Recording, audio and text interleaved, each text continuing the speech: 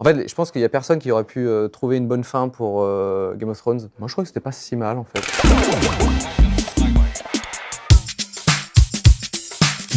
Il y a quelques grands classiques que j'ai pas encore regardés, à savoir The Wire et Les Sopranos. Donc, m'en parlez pas. Donc, je sais qu'il y a des commentaires, des trucs comme ça. Je ne le lirai pas. Ça sert à rien. Game of Thrones, c'était vraiment le gros rendez-vous. And winter is coming. Une fois par semaine, on se retrouvait tous et c'était le feu, quoi. T'as des émotions avec tous tes potes d'un coup et parfois des déceptions aussi. C'était cool, ouais. Je regarde Gumball, la série animée, et je sais pas si c'est pour les génies ou pour les teubés, probablement un mélange des deux, et ça me correspond à 100%. Donc moi, à n'importe quel moment, tu me mets Gumball, comme un enfant de 4 ans, je peux regarder la télé jusqu'à mort sans suivre, quoi. Pour les poupées temporelles, il y a eu plein d'inspirations, forcément des dessins animés pour adultes, que sur Adult Swim, genre Rick et Morty, ou parce que le ton, il est très libéré. Il faut se dire, waouh, ok, où est la morale de tout ça? Et en fait, non, ils sont là juste vraiment pour divertir, il y a un petit peu de ça. Et en même temps, moi, je voulais des personnages extrêmement attachants aussi, et donc ça, c'est des comment dire, des trucs qu'on peut revoir un petit peu dans toutes les séries. Juste des personnages très forts, très attachants, et qui vivent des trucs très suffisamment cons pour que ça fasse marrer. Voilà, quoi, ça fait une petite série animée. Quand j'étais ado, je regardais beaucoup d'animés. Et donc, j'avais regardé Death Note, c'était vraiment ma cam. J'en ai regardé plein. Je vais pas toutes les citer, mais... Après le collège, je regardais les Razmoket. Pas mal, non?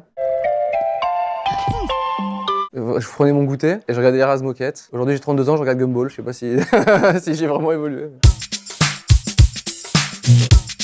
J'adore The Handmaid's Tale. L'adaptation, je trouve elle très réussie, et je trouve que quand même la comédienne, elle est encore plus exceptionnelle que tout. Et ouais, je trouve qu'elle est vraiment exceptionnelle dans cette série-là.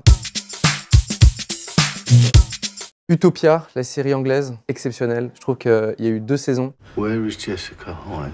Et c'est juste formidable dans le scénario, dans la mise en scène, dans les comédiens, dans la musique, dans tout. C'est un peu unique en son genre. Et moi, elle m'a énormément marqué et je pourrais la regarder très régulièrement sans aucun problème, quoi. J'ai des potes qui ont fait une série qui s'appelle Groom, qui est sur YouTube Premium. C'est moi le roi. Le client, c'est Dieu. Et moi, je suis quoi? Groom.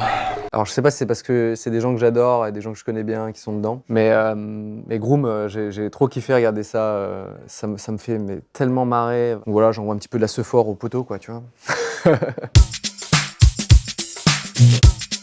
The Haunting of Hill House. Et putain, j'adore. Mike Flanagan, c'est ça? Qui fait des séries exceptionnelles. J'aime tout ce qu'il fait. Et je trouve que dans la tension, on n'est pas forcément dans de l'horreur ou des trucs, mais c'est juste une tension permanente et une sorte de questionnement sur tout ce qui se passe, qui te met dans un état... quand tu termines l'épisode, il y a toujours un truc genre mais je doute de tout, c'est normal.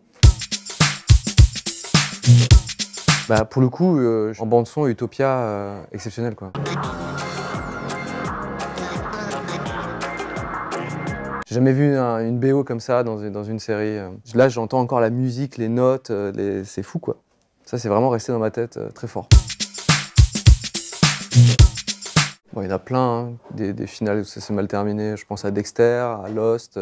Il y en a qui n'ont pas aimé Game of Thrones. Moi, je crois que c'était pas si mal, en fait. D'un point de vue développement des personnages, etc., je trouve que c'était la fin qu'il fallait. En fait, je pense qu'il y a personne qui aurait pu trouver une bonne fin pour Game of Thrones. Celle qui a été proposée, et pour moi, elle se tient. La série Sense8, dans tous ses personnages et aussi ses lieux différents. Non seulement ils ont filmé un petit peu dans les 4 coins du monde, mais en plus de ça, à des moments très précis. Et toujours avec des petits sunsets un peu stylés et tout. Je pense qu'ils ont dû s'arracher les cheveux pour faire cette série-là. Mais quand on voit ça, on voit plein de lieux, plein de personnages différents et plein d'événements. Je trouve ça assez bluffant, ça donne envie de se téléporter comme ça. J'aimerais bien vivre dans Squid Game, parce que j'aime vivre dangereusement, et que je pense que je serais parmi les premiers morts, tu sais, où il fallait faire 1, 2, 3, soleil, Cyprien, t'as bougé, terminé. Non, j'aimerais bien vivre dans le monde de Gumball. Allez. Breaking Bad, c'est carré, c'est franchement série parfaite sur tous les points. I am the danger. Les interprètes, le propos, la réal, la musique, c'est le final, quoi. On parle très souvent des fins de série décevantes, et là c'est tout l'inverse. C'est une des rares séries où ça gagne en intensité, en profondeur. Et...